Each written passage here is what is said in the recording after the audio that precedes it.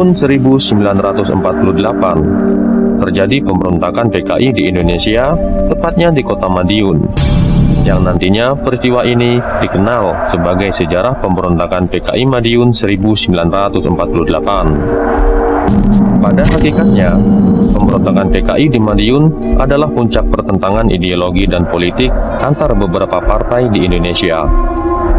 Akar dari pertentangan ini ialah Perjanjian Renville, di mana wakil dari Indonesia yang menandatangani Perjanjian Renville ialah Perdana Menteri Amir Syarifuddin. Dan Perjanjian Renville ternyata telah merugikan pihak Indonesia, sehingga PNI dan Masyumi menentang keras Perjanjian Renville.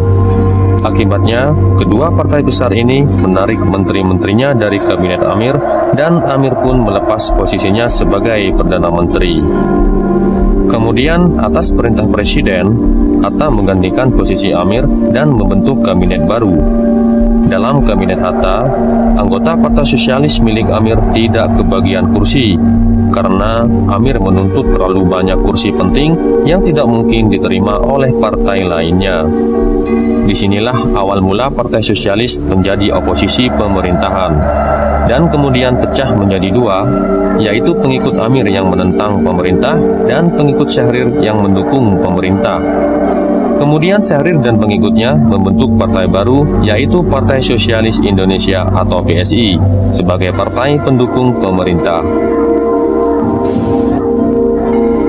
Untuk menambah kekuatan sebagai oposisi, Amir membentuk suatu front dengan partai oposisi lainnya, yaitu PKI, Partai Buruh, dan Sentral Organisasi Buruh Seluruh Indonesia atau SOPSI, yang kemudian front ini diberi nama Front Demokrasi Rakyat atau FDR.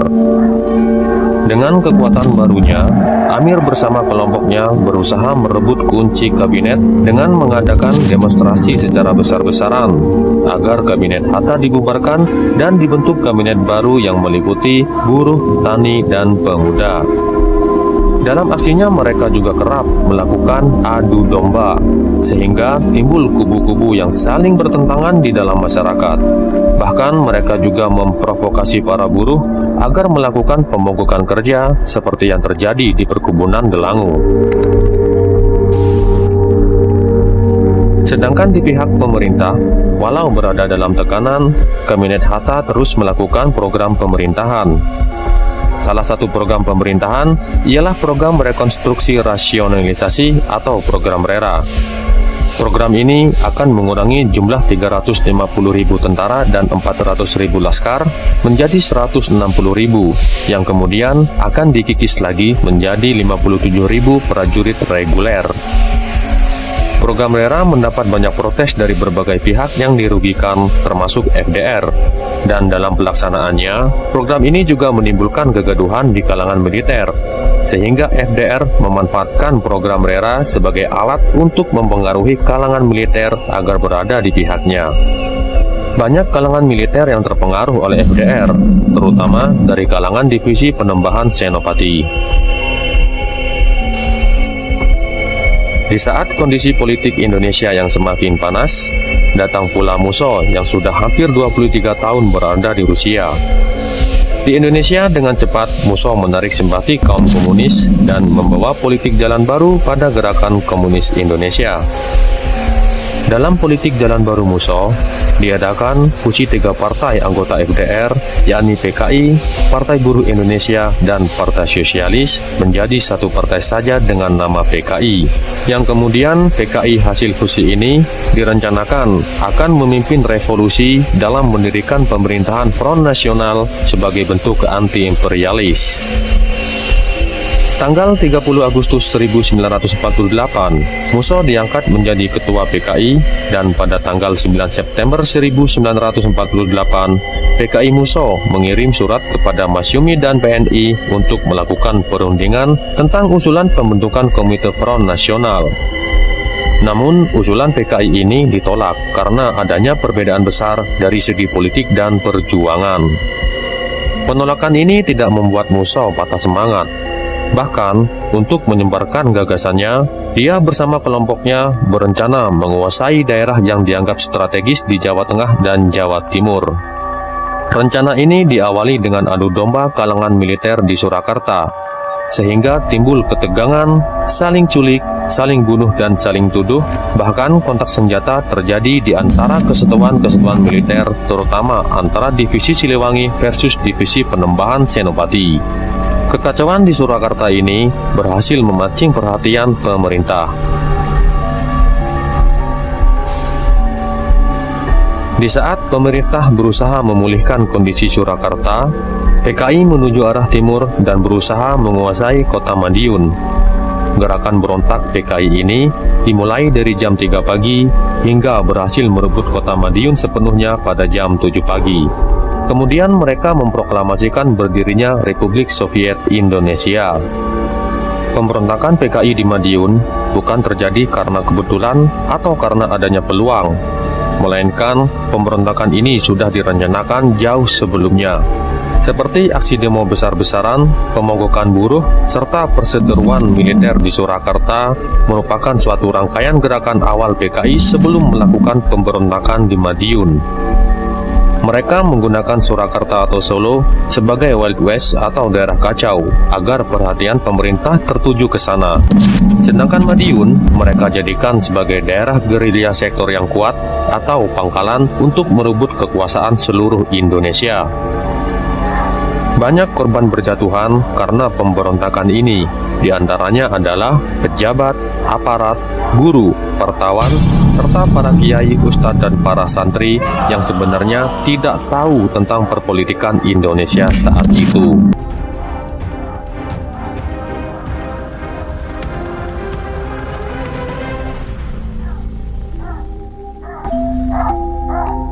Tampak pasukan RPII, julukan bagi gerakan DITII di Sulawesi Selatan.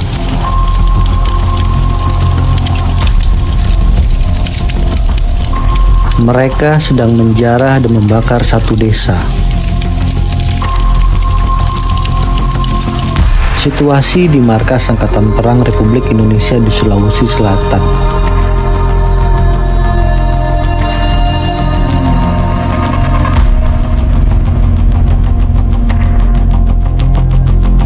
APRI menerapkan taktik serangan udara ke basis-basis RPII.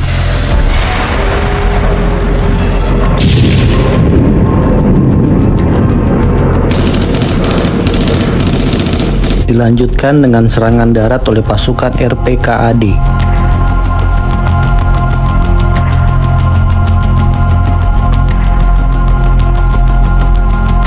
Pada akhir 1961, banyak personil prajurit RPII yang keluar rimba Sulawesi meninggalkan perang gerilya dan menyerahkan diri kepada APRI.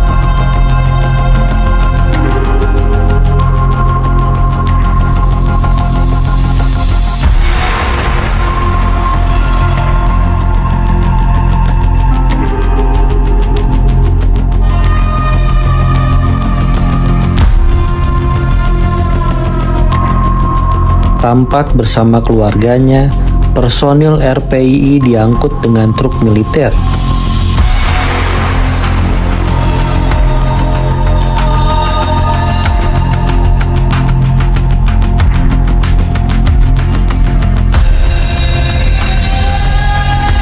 Kepala Staf Angkatan Darat, Letjen Abdul Haris Nasution, sedang memberikan pengarahan kepada personil prajurit RPII yang menyerah.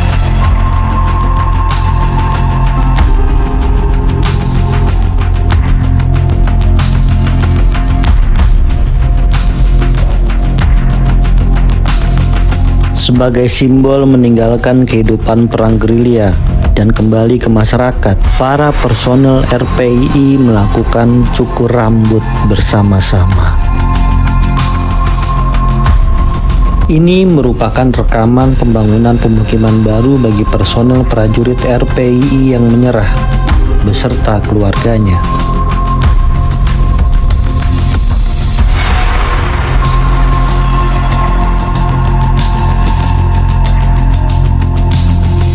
Meskipun pemimpin RPII, Kahar Muzakkar belum tertangkap, tetapi sejak akhir 1961, kedamaian mulai semakin terasa di Sulawesi Selatan.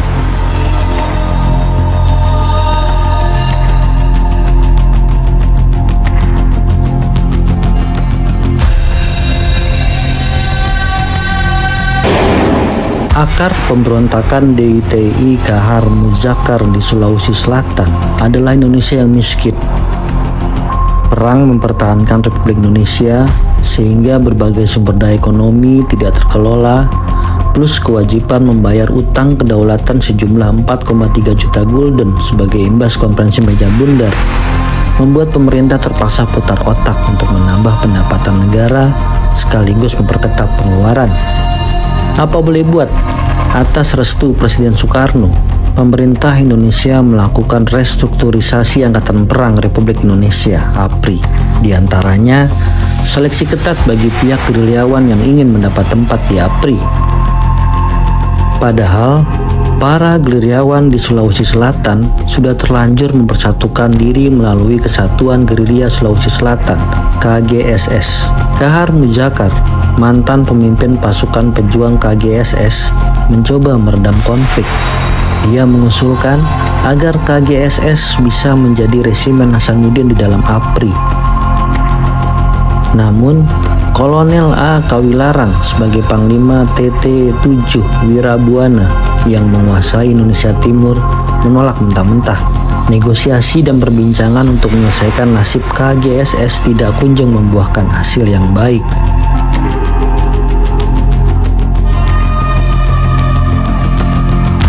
Bagi KGSS dan khususnya Kahar Muzakkar, penolakan itu merupakan bagian dari Siri Napase dalam konsep budaya Bugis Makassar.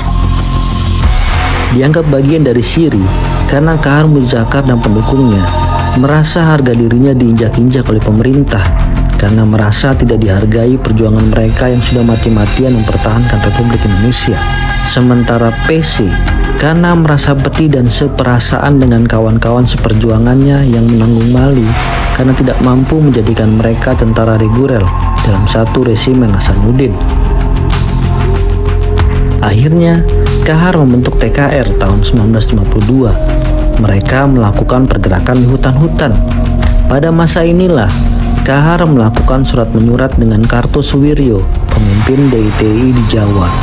Alhasil, pada 7 Agustus 1953, Kahar Muzakkar bersama pasukan KGSS memutuskan untuk bergabung dalam kerangka NII yang diberi nama Republik Persatuan Islam Indonesia.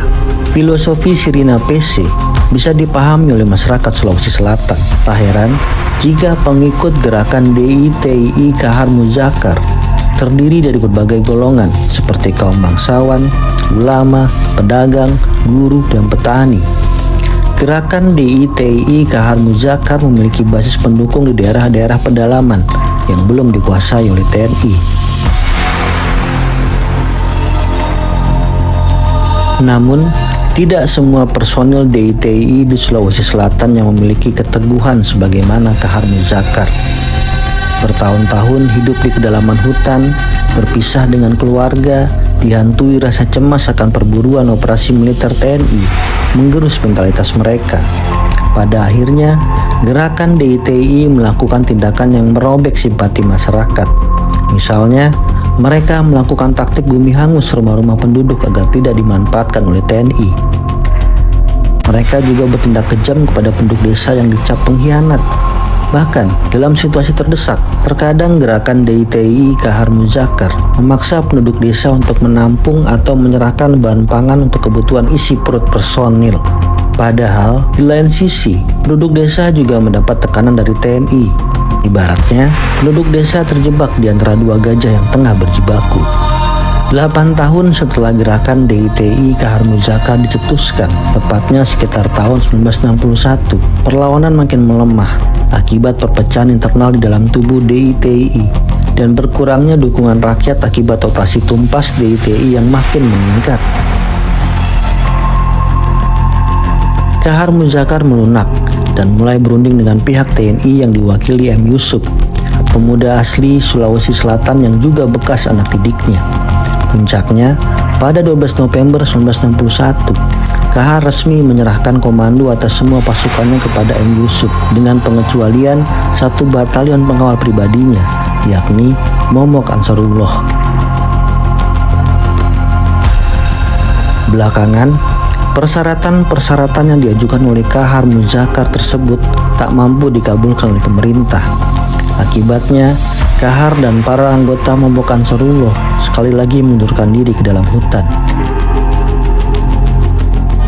Sejarah mencatat, pada 3 Februari 1965, tepat jam 5.45 pagi, pasukan Ton 1 Kompi D, unit 330 para Rider Kujang 1 Siliwangi, dengan heroik dan semangat melancarkan serangan kilat terhadap perkubuan Kahar di sekitar Sungai Lasolo, Kabupaten Kendari. Kahar tewas ditembak ketika secara mendadak meloncat dari gubuk dengan memegang granat tangan.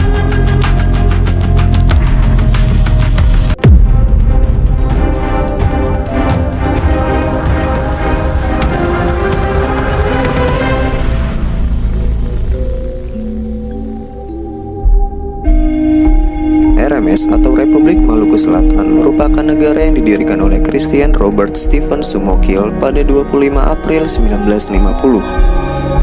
Sumokil pernah menjabat sebagai Menteri Kehakiman dan Jaksa Agung di negara Indonesia Timur. Lalu, bagaimana sih awal mula pendirian negara RMS ini? Perlu kalian tahu juga, RMS sampai saat ini masih ada loh.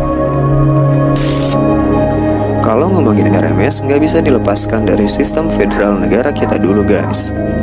Untuk membahas RMS, kita wajib tahu bentuk negara kita dulu, yaitu pada masa agresi militer Belanda hingga pertengahan 1950. Nah, tadi saya mengatakan tentang negara Indonesia Timur. Ya, ini merupakan negara bagian dari wilayah Republik Indonesia Serikat. Jadi dulu tuh negara kita berbentuk federasi, ya kayak Amerika atau Malaysia gitu. Pasca agresi militer Belanda II, sudah mulai banyak berdiri negara-negara federal yang bisa dibilang negara boneka Belanda, seperti negara Pasundan, negara Borneo, negara Indonesia Timur, dan negara-negara lainnya. RI saat itu hanya menyisakan Yogyakarta dan sebagian Sumatera saja. Bahkan setelah konferensi meja bundar pada tahun 1949 ditandatangani, negara kita masih berbentuk federasi di bawah Uni Indonesia Belanda. Tapi bedanya bangsa kita sudah diakui kedaulatan wilayahnya dari Sumatera hingga Maluku. Kita bersama Belanda mendirikan Republik Indonesia Serikat atau RIS.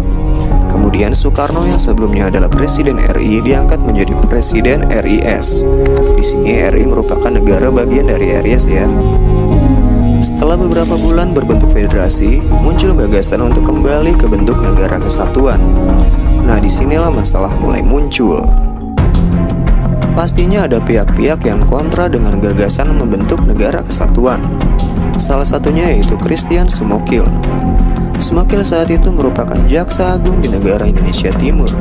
Ketika wacana kembali ke bentuk negara kesatuan muncul, jelas Sumokil menolak keras hal tersebut. Ia seakan tidak ingin kehilangan posisi di negara Indonesia Timur.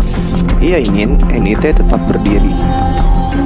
Ia tak ingin Angkatan Perang Republik Indonesia Serikat atau APRIS dari Pulau Jawa masuk ke wilayah NIT.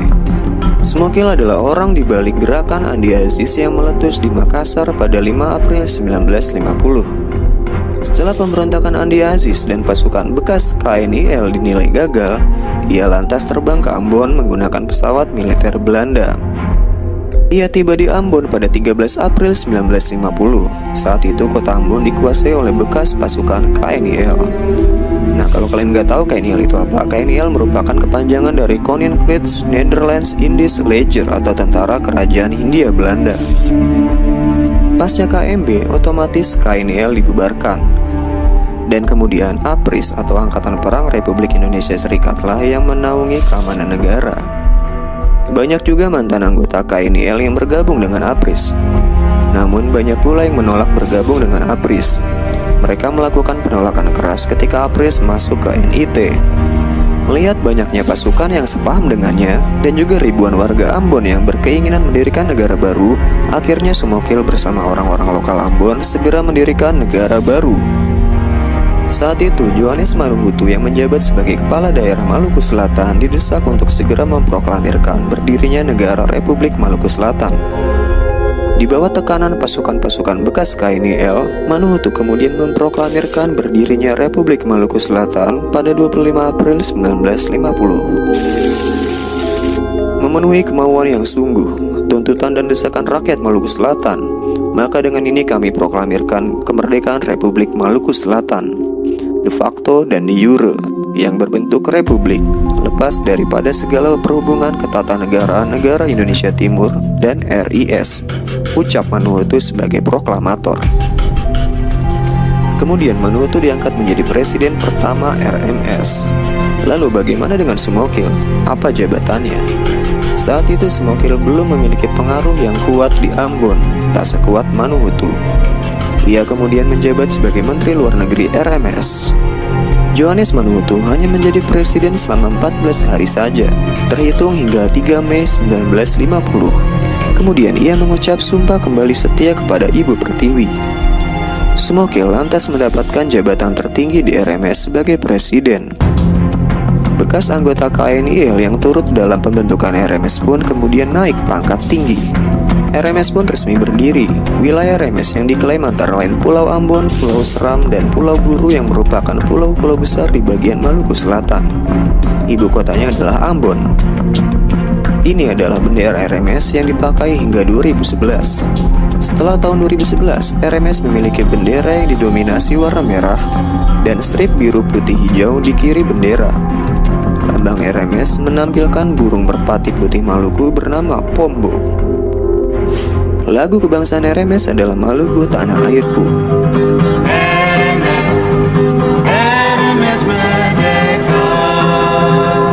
Berdirinya negara RMS tak semerta-merta berjalan mulus. Pejabat-pejabat RMS sadar bahwa mereka akan ditentang habis-habisan oleh nasionalis kaum republik, dan yang ditakutkan adalah serangan dari tentara APRIS yang akan menghancurkan gerakan-gerakan separatis. RMS pun memperkuat pasukannya. Bekas sersan tentara KNIL diangkat menjadi Panglima Angkatan Perang RMS, seperti Dance Samson, Thomas Nusi, Sopakua, dan lain-lainnya. Ratusan bekas anggota KNIL dengan dibantu ribuan pemuda bersenjata tombak dan panah kemudian menjadi kekuatan inti militer RMS. Dengan semakin kuatnya militer RMS, wajar saja jika mereka cukup disegani oleh APRIS atau TNI. Hal ini cukup membuat Presiden Soekarno pusing, dikarenakan darah saudara sebangsa mungkin akan berjatuhan karena konflik kepentingan. Untuk mengatasi separatisme di Maluku, Presiden Soekarno mengambil langkah diplomasi damai dengan mengirim tim yang diketuai oleh putra daerah Maluku yaitu Johannes Leimena. Namun, upaya mediasi gagal. Sumokil dan pengikut-pengikutnya menolak ajakan persatuan tersebut. Jalan damai dirasa buntu. Presiden Soekarno selaku Panglima tertinggi mau tak mau harus menindak tegas Sumokil CS dengan menerjunkan pasukan TNI. Lalu bagaimanakah nasib keris Sumokil?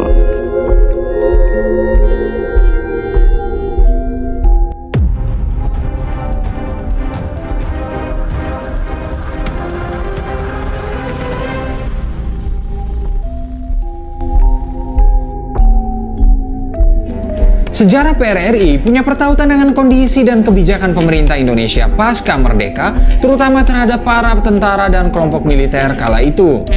Pada tahun 1948, Muhammad Hatta yang menjabat sebagai Perdana Menteri merangkap Menteri Pertahanan mengeluarkan program reorganisasi dan rasionalisasi di tubuh Angkatan Perang Republik Indonesia atau APRI.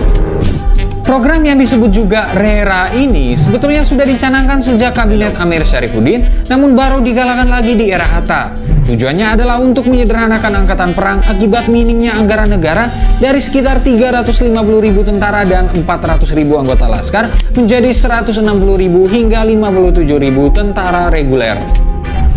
Beberapa sumber juga menyebutkan bahwa RERA digunakan Hatta untuk membersihkan pengaruh kelompok kiri dari militer. That's interesting. Nah, kebijakan ini mendapat banyak tentangan dari tubuh militer sendiri. Salah satu yang menentang kebijakan ini adalah Komando Divisi 9 Banteng yang ada di wilayah Sumatera Tengah. Mereka menilai dengan kembalinya Belanda ke Indonesia kala itu bukan alasan yang tepat untuk mengecilkan jumlah tentara. Sebagai tambahan, di tubuh militer kala itu memang terjadi banyak benturan dan persaingan, baik antara mantan tentara KNIL bentukan Belanda dengan mantan tentara PETA bentukan Jepang, maupun antara para tentara yang kiri dengan tentara kanan. Walaupun program RERA sendiri pada akhirnya terhambat, akumulasi pertentangan dan ketidaksetujuan itu terus memuncak di waktu-waktu selanjutnya, utamanya terkait kebijakan pemerintahan Presiden Soekarno secara keseluruhan. Era-era awal kemerdekaan Indonesia ini memang diwarnai kesulitan secara ekonomi dan ketimpangan yang terjadi di banyak wilayah. Di wilayah Sumatera Tengah yang meliputi Sumatera Barat, Jambi, Riau, dan Kepulauan Riau misalnya, masyarakat merasa wilayahnya menyumbangkan pemasukan yang besar untuk kas negara dari perkebunan dan minyak. Namun, pemasukan itu tak dirasakan untuk pembangunan di sana. Konteksnya juga diperparah oleh kebijakan politik Soekarno yang makin dekat dengan kelompok-kelompok kiri komunis. Menguatnya Partai Komunis Indonesia pasca pemilu 1955 pada akhirnya menambah para ketidakpuasan yang terjadi. Akhirnya, pada 20 Desember 1956, berdirilah Dewan Banteng dari para pemimpin Komando Divisi 9 Banteng yang diprakarsai oleh Kolonel Ismail Lengah dengan Ketua Letnan Kolonel Ahmad Hussein. Letkol Hussein merebut kekuasaan pemerintahan daerah dari Gubernur Ruslan Mulyoharjo karena dianggap tidak berhasil menjalankan pembangunan daerah. Aksi Hussein ini kemudian diikuti oleh Kolonel Maludin Simbolon dengan membentuk Dewan Gajah di Sumatera Utara. Kemudian lahir juga Dewan Garuda di Sumatera Selatan dipimpin oleh Letkol R. Barlian dan Dewan Manguni di Sulawesi Utara yang dipimpin oleh Letkol Vence Sumual. Nama terakhir adalah sosok yang identik dengan perjuangan rakyat semesta alias Permesta yang akan kita bahas di episode selanjutnya. So, stay tune. Singkatnya, dewan-dewan di daerah itu bersatu bersama dalam Dewan Perjuangan yang menuntut pemerintah pusat terkait ketimpangan ekonomi. Ada juga kolonel lain yang ikut bergabung, yakni Zulkifli Lubis yang dikenal sebagai legenda Intel Indonesia. Aha Nasution yang kala itu menjabat sebagai Kepala Staf Angkatan Darat bereaksi dengan melakukan pemecatan terhadap para kolonel yang disebut pembangkang tersebut. Pada awal 1958, menyusul tidak dipenuhinya tuntutan Dewan Banteng oleh pemerintah pusat, digelar pertemuan di Sungai Dareh. Kala itu, kemarahan untuk memisahkan diri dari Indonesia sempat muncul, sekalipun bisa diredam oleh Syafruddin Prawira Negara, Muhammad Nasir, dan Burhanuddin Harahap, tokoh-tokoh nasional yang hadir kala itu. Natsir kala itu menyingkir ke Sumatera untuk menghindari intimidasi dari para pendukung Soekarno, menyusul kritik keras para tokoh masyumi pada model kepemimpinan demokrasi terpimpin yang dijalankan oleh Soekarno. Kemudian, pada 10 Februari 1958, para tokoh Dewan Banteng mengeluarkan 3 ultimatum kepada pemerintah pusat yang isinya meminta pembubaran Kabinet Juanda, pembentukan kabinet yang bebas PKI, dan pengembalian posisi Soekarno sebagai presiden konstitusional yang tak terlibat pemerintahan. Namun, ultimatum tersebut ditolak oleh pemerintah pusat. Akhirnya, pada 15 Februari 1958, Ahmad Hussein membentuk kabinet tandingan yang dinamakan Pemerintahan Revolusioner Republik Indonesia atau PRRI. Mereka menolak tunduk pada pemerintah pusat dan mengangkat orang ini, Syafruddin Prawira Negara, sebagai Perdana Menteri. Kala itu juga dibentuk kabinet pemerintahan tandingan terhadap pemerintah pusat. Beberapa nama yang menarik di dalamnya adalah Sumitro Joyo Hadikusumo yang merupakan ayah dari Prabowo Subianto sebagai Menteri Perhubungan dan Pelayaran. Sumitro juga dikenal sebagai bagian dari Partai Sosialis Indonesia atau PSI. Selain itu, ada juga Saladin Sarumpait yang merupakan ayah dari aktivis Ratna Sarumpait sebagai Menteri Pertanian dan Perburuan. Akhirnya, Soekarno yang baru pulang dari lawatannya ke Eropa memerintahkan untuk menangkap para anggota PRRI tersebut karena dianggap menentang legitimasi kekuasaan di pusat. Akhirnya, pada April 1958 dibentuklah Satuan Tempur Operasi 17 Agustus dari Kesatuan di APRI dipimpin oleh Kolonel Ahmad Yani yang baru pulang dari pendidikan staf komando di Amerika Serikat. Kekuatan fisik PRRI di Sumatera dengan gampang ditumpas oleh Yani dan pasukannya hanya dalam waktu relatif singkat yang hampir tanpa mendapat perlawanan. Para pemimpin PRRI pada akhirnya kalah dan jadi tawanan di Jakarta. Setelah sebagian dari mereka dibebaskan dan melanjutkan karir militer semasa pemerintahan Soeharto usai tragedi 1965. Keberadaan Natsir dan tokoh-tokoh masyumi pada akhirnya juga membuat partai tersebut dibubarkan oleh Soekarno. Begitupun juga dengan PSI yang akhirnya dibubarkan karena adanya sosok beberapa anggotanya termasuk seperti Sumitro. Sekalipun pada akhirnya berhasil ditumpas, lembar lain yang menarik dari PRRI adalah terkait dugaan keterlibatan Amerika Serikat dalam konflik ini. Beberapa sumber memang menyebutkan bahwa tokoh-tokoh PRRI sempat bertemu dengan tokoh-tokoh dari Amerika Serikat, terutama dari CIA. Tim Weiner dalam membongkar kegagalan CIA, kemudian Ken Conboy dan James Morrison dalam Fit to the Fire CIA Covert Operations in Indonesia mengupas operasi rahasia CIA dalam menggoyang kekuasaan Presiden Soekarno antara tahun 1957 sampai 1958. Pemerintahan Presiden Dwight Eisenhower yang kala itu berkuasa di AS memang tak ingin komunisme besar di Indonesia. Bantuan bahkan hadir dalam bentuk persenjataan untuk PRRI. Ini memang tidak lepas dari efek perang dingin yang terjadi kala itu. Selain konteks pemberontakannya, PRRI juga menjadi tonggak lain eksodus masyarakat Minang ke berbagai daerah di Indonesia. Menurut Mokhtar Naim dalam bukunya Merantau Pola Migrasi Suku Minangkabau, sebelum terjadinya peristiwa PRRI, jumlah orang Minang di Jakarta diperkirakan kurang dari 100.000 orang. Tetapi setelah peristiwa tersebut jumlahnya terus meningkat. Bahkan menurut perkiraan pada tahun 1971 sudah terdapat sekitar 500.000 orang Minang di Jakarta. Mungkin ini alasannya kenapa nasi Padang hingga kini ada di mana-mana.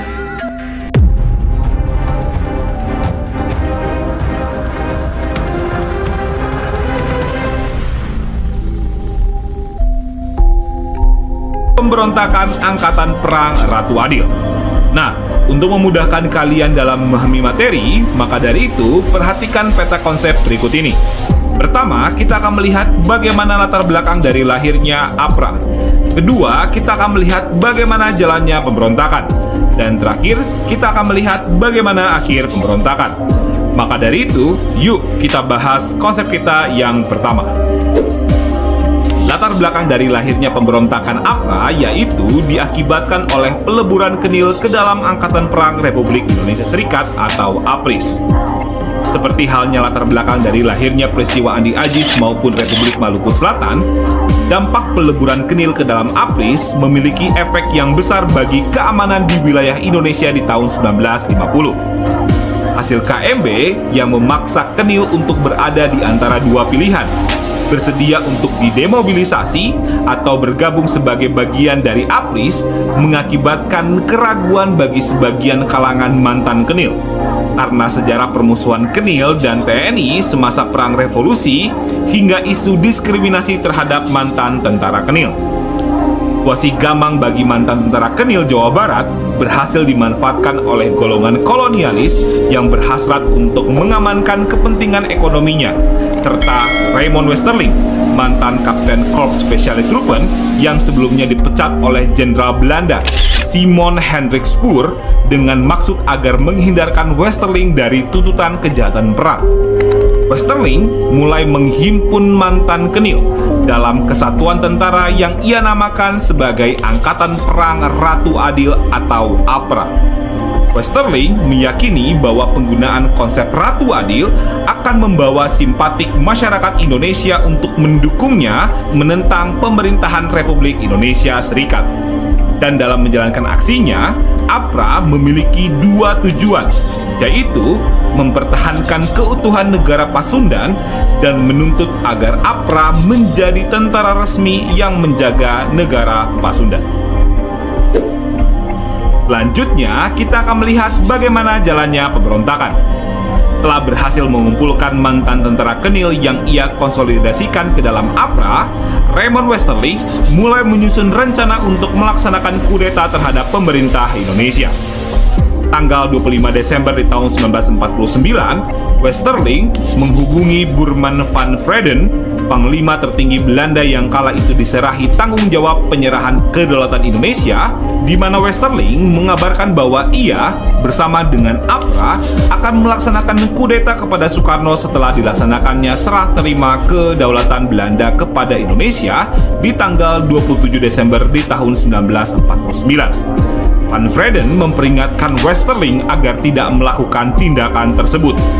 Peringatan Van Vreden yang tidak diiringi dengan perintah penangkapan Westerling adalah suatu kesalahan besar, karena kurang dari 1 bulan kemudian terbukti bahwa Westerling melaksanakan niat jahatnya yang membawa malapetaka baru bagi bangsa Indonesia, terutama untuk TNI dari Divisi Siliwangi. Di tanggal 5 Januari tahun 1950, Westerling mengirim sebuah surat ultimatum kepada pemerintah RIS untuk menghargai negara-negara bagian, terutama negara Pasundan, serta pemerintah RIS harus mengakui APRA sebagai tentara Pasundan. Dan apabila pemerintah RIS tidak memenuhi ultimatum tersebut dalam kurun waktu 7 hari, maka akan timbul sebuah perang besar. Mendengar ultimatum tersebut, maka Muhammad Hatta selaku Perdana Menteri dari Republik Indonesia Serikat bersikap tegas dengan mengeluarkan perintah penangkapan terhadap Westerling serta mengutus Juanda di tanggal 20 Januari tahun 1950 untuk pergi ke negeri Belanda dan meminta kepada Belanda agar pasukan elit Regiment Specialistroepen atau RASTI yang dipandang sebagai kekuatan inti APRA untuk secepatnya dievakuasi dari Indonesia. Namun, niatan Belanda untuk mengevakuasi pasukan RASTI gagal terlaksana karena APRA telah terlebih dahulu melancarkan aksi pemberontakan pertamanya di tanggal 23 Januari tahun 1950. Bermodalkan 800 tentara yang diantaranya adalah 300 anggota Kenil bersenjata lengkap, mereka akhirnya menyerang kota Bandung di pagi hari. Pertempuran yang tidak seimbang terjadi antara pasukan dari Divisi Siliwangi yang berjumlah 18 tentara yang harus menghadapi 150 tentara APRA. Pasukan APRA menembak secara membabi buta setiap militer yang mereka temui di jalan, dan pada pagi hari itu 94 anggota TNI harus tewas, termasuk Letnan Kolonel Adolf Gustav Lembong. Sedangkan sisa pasukan APRA bergerak menuju Jakarta dan merencanakan untuk menyerang gedung Kabinet RIS yang sedang bersidang, menangkap menteri-menteri RIS dan juga membunuh Hamengkubuwono ke-9 yang kala itu selaku Menteri Pertahanan, Ali Budiarjo selaku Sekjen Kementerian Pertahanan, dan Kolonel TB Simatupang yang kala itu selaku pejabat Kepala Staf Angkatan Perang. Namun, upaya serangan ke Jakarta gagal total karena bala bantuan Tentara Islam Indonesia pimpinan Kartosuwiryo urung mengikuti rencana Westerling. Selain itu, kegagalan serangan ke Jakarta juga terjadi karena kesigapan dari tentara APRIS. Sehingga secara keseluruhan, pemberontakan APRA di Bandung dan Jakarta tidak sesuai dengan apa yang diharapkan oleh Westerling. Selanjutnya, kita akan melihat bagaimana akhir dari pemberontakan APRA. Untuk mengatasi pemberontakan APRA, pemerintah RIS bergerak cepat dengan mengirim pasukan APRIS untuk menghentikan pergerakan APRA. Bala bantuan dikirim ke Bandung untuk mendesak APRA meninggalkan kota Bandung. Hatta serta Komisaris Tinggi Belanda untuk Indonesia, yaitu adalah Dr. H.M. Hirschfeld, mengadakan perundingan yang menghasilkan kesepakatan agar Belanda segera mendesak Westerling serta APRA untuk keluar dari kota Bandung. Tentara APRIS bersama dengan rakyat terus mengejar gerombolan APRA yang mundur dari kota Bandung dan berhasil untuk melumpuhkan mereka. Dan dalam proses penangkapan gerombolan APRA, diketahui bahwa pemberontakan APRA tidak hanya didalangi oleh aktor tunggal, namun ada aktor lain yang turut serta dalam merencanakan pemberontakan kepada pemerintah. Sultan Hamid II, Sultan Pontianak yang pernah menjadi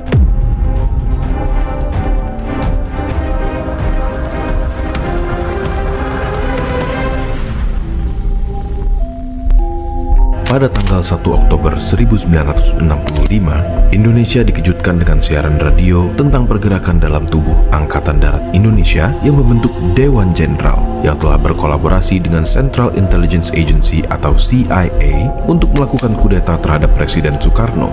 Untuk menindaki upaya tersebut, Gerakan 30 September atau G30S yang dipimpin oleh Letnan Kolonel Untung telah mematahkan upaya tersebut dan menetapkan Dewan Revolusi Masyarakat untuk menjalankan pemerintahan di Indonesia. Pertentangan antara keabsahan dari pemerintahan Dewan Revolusi berujung pada kehancuran dari seluruh gerakan G30S. Partai Komunis Indonesia dituduh sebagai dalang utama dari gerakan tersebut.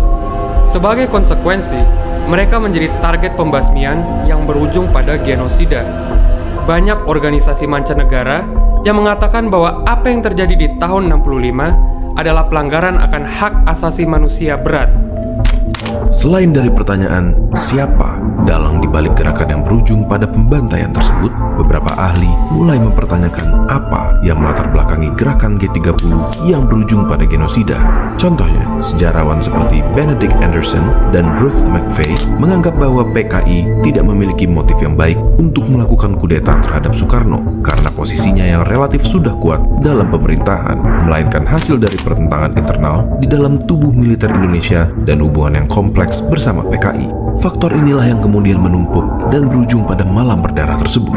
Dalam video kali ini, kita tidak akan mencoba untuk menjawab siapa dalang dari peristiwa tersebut, melainkan kita ingin menjelaskan kondisi pemerintahan Indonesia dan sejarah hubungan antara berbagai aktor yang di kemudian hari akan terlibat di peristiwa G30 SPKI.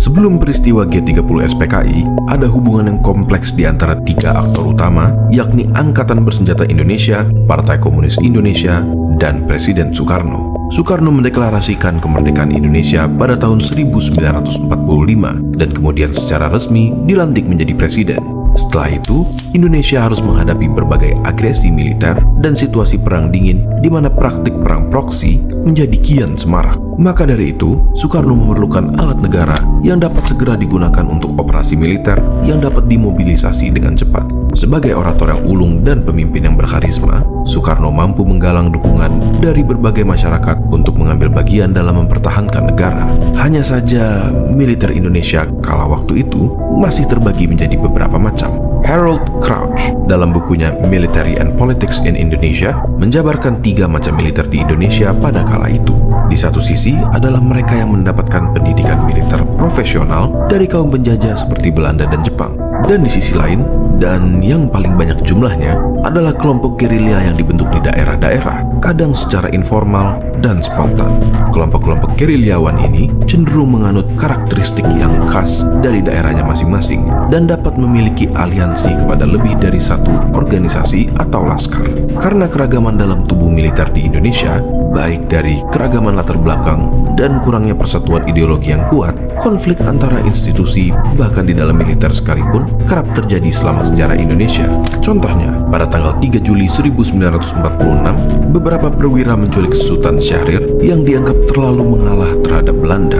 Pada tanggal 15 Februari 1958, peristiwa PRRI Permesta terjadi, di mana militer kembali lagi saling berseteru dan berbagai macam peristiwa lain. Gesekan-gesekan dalam tubuh militer ini tidak menghilangkan pentingnya keberadaan mereka. Mereka terbukti menjadi alat pertahanan yang cukup tangguh dan memiliki hubungan yang erat dengan Soekarno.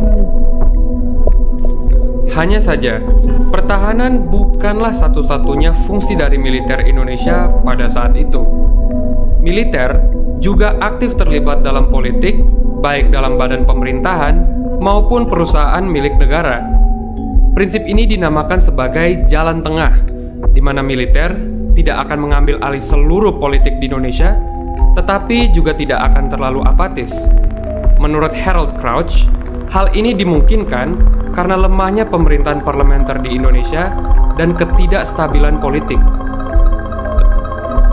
Hubungan antara Soekarno dan militer semakin menguat pada periode demokrasi terpimpin. Namun, Soekarno juga mewaspadai untuk tidak terlalu bergantung pada kekuatan militer, karena kedudukan militer yang terlalu kuat dalam politik dapat berujung pada mengurangnya pengaruh dari Soekarno. Soekarno harus memiliki faksi lain yang setia pada dirinya, yang dapat menyeimbangkan pengaruh militer. Dan aktor tersebut adalah Partai Komunis Indonesia. Kemampuan terbesar Partai Komunis Indonesia bukanlah kemampuan berperang, namun kemampuan menggalang dukungan massa, terutama dari pekerja dan petani. Para pemimpin PKI menyadari bahwa doktrin materialisme historis dalam komunisme tidak dapat diterapkan di Indonesia karena masih lemahnya kelas proletariat dan kelas borjuis. Selain itu, PKI tidak memiliki kekuatan senjata yang dapat menandingi militer. Alhasil, PKI lebih memilih jalan damai untuk mengambil kekuasaan dan ideologi yang lebih fleksibel untuk diterapkan di kondisi sosial Indonesia. Dengan memiliki hubungan dengan Soekarno dan menyuarakan narasi nasionalisme, PKI mendapatkan legitimasi yang semakin meningkatkan statusnya di masyarakat. Hal ini bukan berarti PKI tidak mengalami konflik.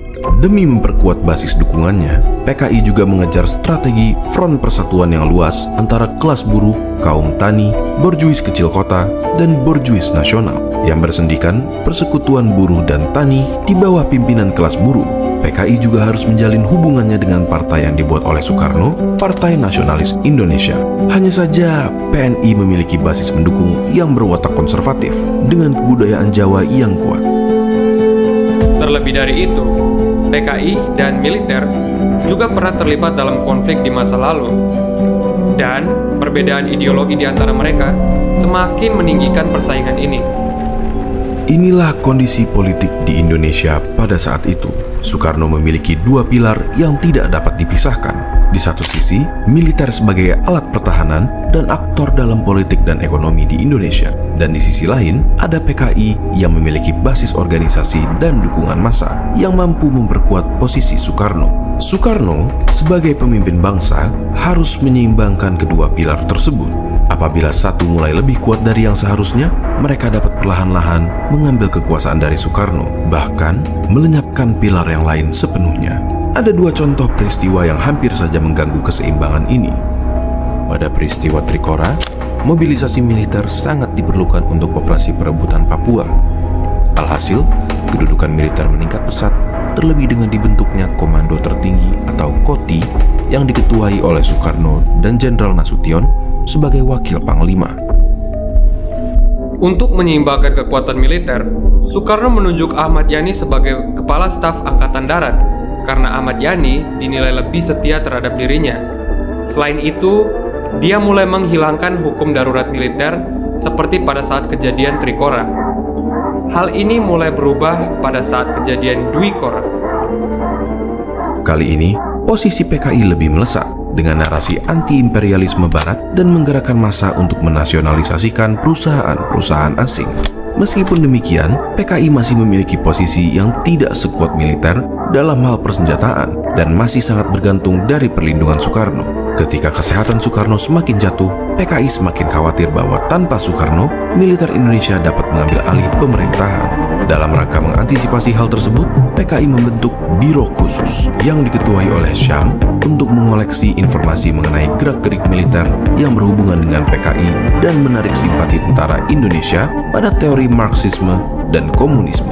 Selain itu, PKI juga menyarankan membentuk Angkatan Kelima yang akan terdiri dari pasukan pekerja dan petani yang dipersenjatai untuk membantu operasi militer. Proposal ini bahkan mendapat dukungan dari Republik Rakyat Tiongkok yang menjanjikan 100.000 keping senjata ringan untuk mempersenjatai Angkatan Kelima, namun ditentang oleh militer. Alih-alih memperkuat kedudukan PKI, hal ini justru mempertajam persaingan antara keduanya. Ketegangan ini semakin meningkat ketika terdengar kabar dari Biro Khusus bahwa terdapat sebuah Dewan Jenderal yang berupaya untuk melakukan kudeta pada tanggal 5 Oktober 1965. Meskipun keberadaan Dewan Jenderal tersebut masih dipertanyakan, hal inilah yang memicu G30 SPKI. Ada beberapa versi akan kejadian ini. Kita semua sudah mendengar versi di mana PKI merespons kabar tersebut dengan membuatnya seolah-olah sebagai konflik internal dalam TNI dan menghentikan upaya Dewan Jenderal tersebut dengan mempengaruhi bagian lain dalam militer untuk menangkap mereka. Meskipun pada akhirnya upaya tersebut berakhir dengan bencana.